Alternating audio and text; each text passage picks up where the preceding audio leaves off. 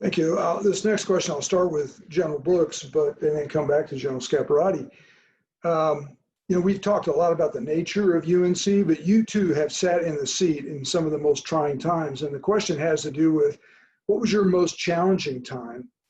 And could you give some insights as to the role of UNC as a result of that challenge?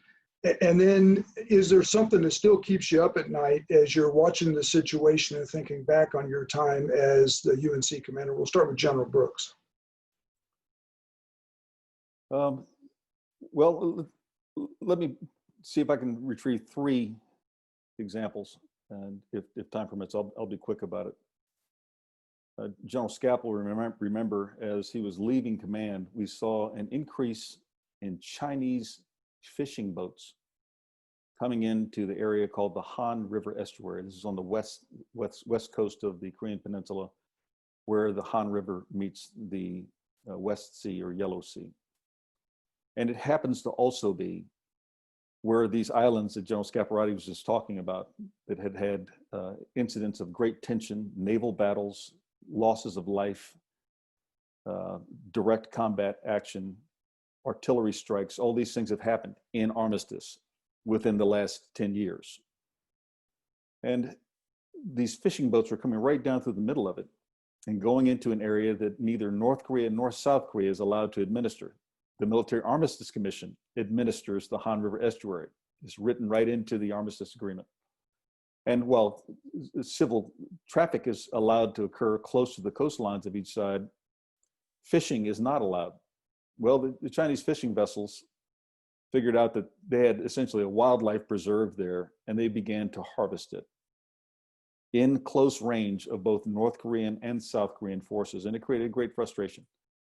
So I'll cut to the end of the story here. UN Command, working in close partnership with the South Korean Joint Chiefs of Staff and Ministry of Defense, created a maritime police force that didn't previously exist. We knew about the military police force wearing brassards that operate in Panmunjom and along the DMZ, but not at sea. And so that was created. The UN flag was flying over the South Korean flag. The rules of engagement were created and designed by UN Command, and it was the first UN operation conducted since 1976, Operation Paul Bunyan. So I remember that. I remember the tensions that were associated with that and recognizing the sovereignty concerns as we designed that force, but we did so in partnership. A second one perhaps would be when we had incidents that did happen in the demilitarized zone, like the very visible crossing by a North Korean soldier in November of 2017, driving a vehicle down that one road that leads into the truce village of Panmunjom on the north side, trying to drive the vehicle straight across the military demarcation line. There's a small trench there, which his tire caught. He jumped out of his vehicle, being chased by his fellow countrymen who had weapons we didn't know they had inside of that truce village, rifles, as well as pistols, shooting at him and hitting him 5 to 7 times. Well, there was some tension over how the response to that was to occur. And ultimately, it came down to UN Command and the United Nations Command Joint Security Battalion, which is Korean and Americans together living there in Panmunjom under one command, responding with great restraint and great discipline because they weren't fired on. But the North Korean soldier was and was hit. That was a second one that we had to work through. And it reaffirmed the important role of UN Command in working through this and in fact, diffusing tension as there was some political call in South Korea for an armed response.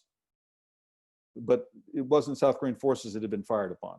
And so restraint was applied more carefully in that case, and it helped to open the doors to the things that came in 2018. The final one, the third one, would be the creation of this comprehensive military agreement. And there was some tension where the US government was concerned about anything that would release the important pressure that had been applied to North Korea. And that South Korea, yearning for peace, might end up moving too quickly. And so trying to maintain the dialogue with North Korea, South Korea, and the US government became one of the roles of United Nations Command. And taking the appropriate risk to lower the tension and create room for dialogue is what UN Command did. And that worked a little bit against the US forces role in that, which was impacted in some of its training until mitigated, and the combined forces role, which would have to defend the Republic. So each one of those had a different view of the Comprehensive Military Agreement. UN Command was the one that led the effort to establish the Comprehensive Military Agreement, even with some friction from the US government. So that's how I would comment on that. Thank you very much, General Scaparrotti. Some insights from you.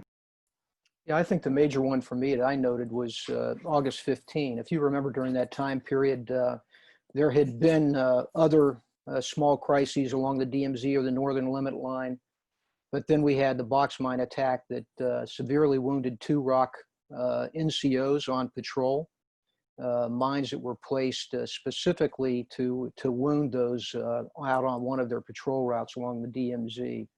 And then shortly after that, while we were in our August exercise, the exchange of fire along the DMZ occurred. And so you had the tension of the first one, and then the buildup, and that incident of exchange of fire that brought both forces really along the DMZ to the highest state of alert they'd been in since the mid-90s. And it was a very, very tense time. Of course, there were calls for immediate response from the Republic of Korea military.